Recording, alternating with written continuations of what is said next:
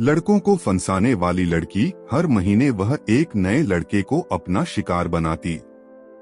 एक साल में ये उसका 12वां अफेयर था। मैं अपनी जिंदगी में सबसे ज्यादा उस दिन रोई जिस दिन मेरा अनूप से ब्रेकअप हुआ। यह मेरे पहले प्यार का पहला ब्रेकअप था। उस दिन लगा जैसे जिंदगी में अब कुछ बचा ही नहीं। मैं अनूप के साथ शादी, बच्चे तक के सपने देख चुकी थी। उसका मुझे यूं छोड़कर जाना मैं सहन नहीं कर पाई। हम एक ही ऑफिस में काम करते थे। सब हमारे अफेयर के बारे में जानते थे। ब्रेकअप के बाद उसके साथ एक ही ऑफिस में काम करना मेरे लिए मुश्किल हो गया। मैंने ऑफिस से छुट्टी ली और अपने घर पटना आ गई। मम्मी पापा को मुझे यूं दास देखने की आदत नहीं थी। वे हर वक्त मेरे आसपास मंडराते और मैं चिढ़ जाती। उनसे पीछा छुड़ाने के लिए मैं खुद को कमरे में बंद कर लेती और घंटों रोती।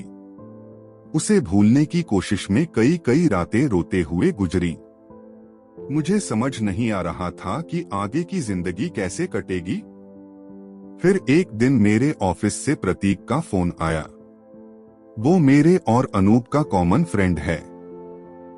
प्रतीक हमारे अफेयर के बारे में जानता था। मैं फोन पर उससे बात करते हुए फिर से रोने लगी। वो मेरे मन को समझ रहा था। उसने कहा, रोमा, जितना रोना है रो लो, लेकिन इससे अनूप पर कोई असर नहीं होने वाला। तुमने खुद को इतना छोटा क्यों कर लिया है? जिस लड़के को तुम्हारी कोई कदर नहीं, तुमसे अलग होते ही जिसने दूसरी लड़कियों के साथ घूमना फिरना शुरू कर दिया, तुम उसके लिए इतने आंसू क्यों बहा रही हो? अब रोना बंद करो और जल्दी से ऑफिस ज्वाइन करो। प्रतीक से अनूप की हरकतों के बारे सुनकर गुस्सा तो बहुत आया, लेकिन मैंने उसे जाहिर नहीं होने दिया। हाँ, इतना मैं तय कर चुकी थी कि अब अनूप के लिए एक भी आंसू नहीं बहाऊंगी। उसकी तरह मैं भी दूसरे लड़कों के साथ घूमूंगी और अनूप को बता दूंगी कि अब मेरा उससे कोई वास्ता नहीं। एक बार फिर मैं रात भर जागी, लेकिन इस बार रोकर नहीं। अब मैं खुद को बदलना चाहती थी। मैंने अगले दिन का टिकट लिया और दिल्ली वापस आ गई। आते ही ऑफिस ज्वाइन किया और अनूप के सामने ऐसे जाहिर किया जैसे मैं उसे जानती ही नहीं। अब मैं पहले ज्यादा कॉन्फिडेंट हो चुकी थी। मन में कहीं न कहीं अनूप को मजा चखाने की इच्छा अब भी दबी हुई थी। मैं उसे ये महसूस करा चाहती थी कि उसके होने या न होने से मुझे कोई फर्क नहीं पड़ता। पहली बार ये एहसास हुआ कि औरत का प्यार जितना गहरा होता है, नफरत उससे ज्यादा गहरी होती है। अनूप को जलाने के लिए मैं ऑफिस के लड़कों से ज्यादा घुलने मिलने लगी। मुझे किसी लड़के में दिलचस्पी नहीं थी, लेकिन उन्हें इम्प्रेस करने के लिए मैं ऑफिस में पहले से ज्यादा बंठन कर आने लगी।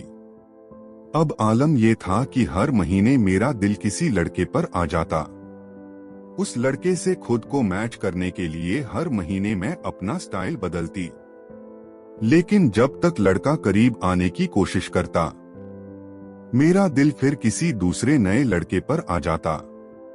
इस तरह एक साल में मेरा दिल 12 लड़कों पर आ चुका था। जब जैसा लड़का मुझे पसंद आता, मेरा एटीट्यूड, चाल ढाल, कपड़े पहनने का ढंग सब कुछ उसके जैसा हो जाता। ऑफिस में मेरे 12 अफेयर और नए नए लुक्स पर खूब गॉसिप होती, लेकिन मुझ पर इसका कोई असर न होता। अब मैं लड़कों की नहीं, अपनी खुशी के लिए उनसे दोस्ती करती और बोर होने पर उनसे दूरी बना लेती। सच कहूं तो मैं उन्हें डंप कर देती। अब मैं हर दिन खूबसूरत दिखती, हर पल खुश रहती। हाँ, इतना जरूर था कि जब भी मैं किसी नए लड़के की तरफ आकर्षित होती तो इसकी खबर प्रतीक को जरूर देती, ताकि अनूप तक खबर पहुंच जाए और वह खूब जले भुने। मैं अपने नए अफेयर के बारे में बताने के लिए हर बार प्रतीक को ऑफिस के बाद कॉफी हाउस में बुलाती और चटखारे लेकर अपने ताजा तरीन शिकार के बारे में बताती।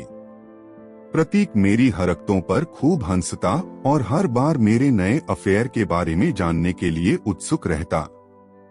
जब प्रतीक ने बताया कि अनूप को मेरी हरकतें पसंद नहीं आ रही हैं, तो मुझे बहुत तसल्ली हुई। प्रतीक ने बताया कि अनूप मुझे भूल नहीं पाया है। उसने प्रतीक के माध्यम से मैसेज भी भिजवाया कि क्या हम फिर से एक हो सकते हैं। लेकिन अब मैं मन बना चुकी थी, चाहे जो हो जाए, जिंदगी में कभी भूल कर भी अनूप के पास लौटकर नहीं जाऊंगी। फिर एक दिन वो हुआ जिसकी मैंने कल्पना भी नहीं की थी। इस बार ऑफिस के बाद कॉफी हाउस में प्रतीक ने मुझे बुलाया। आज वो मुझे अपने अफेयर के बारे में बताने वाला था। मैं भी उस लड़की के बारे में जानने के लिए बेचैन थी।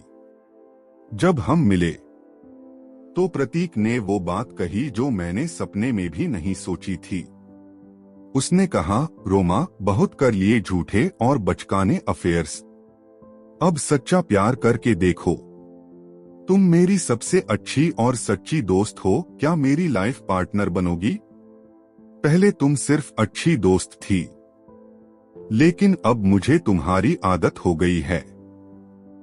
मैं पूरी जिंदगी तुम्हारे साथ बिताना चाहता हूँ। लेकिन प्रतीक, मैं हैरानी से उसे देखने लगी। मैं जानता हूँ रोमा, ये हर महीने के अफेयर का खेल तुम लंबे समय तक नहीं खेल सकोगी। नहीं तुम अनूप के पास लौट सकोगी। अब संजीदा हो जाओ। मेरी तरफ से कोई जबरदस्ती नहीं है। तुम्हारा जो भी फैसला होगा, मुझे उससे कभी कोई शिकायत नहीं होगी। तुम ना कहोगी तब भी हम पहले की तरह अच्छे दोस्त रहेंगे, ये मेरा वादा है। इतना कहकर प्रतीक चला गया, लेकिन मेरे सोचने के लिए कई सवाल छोड़ गया। प्रतीक मेरे हर सुख दुख का साथी था। वह मेरी हर अच्छी बुरी बात बड़ी तसल्ली से सुनता रहा, लेकिन मैं उसके दिल की बात नहीं सुन सकी। आज मेरे सबसे भरोसेमंद दोस्त ने जिंदगी भर के लिए मेरा साथ मांगा है।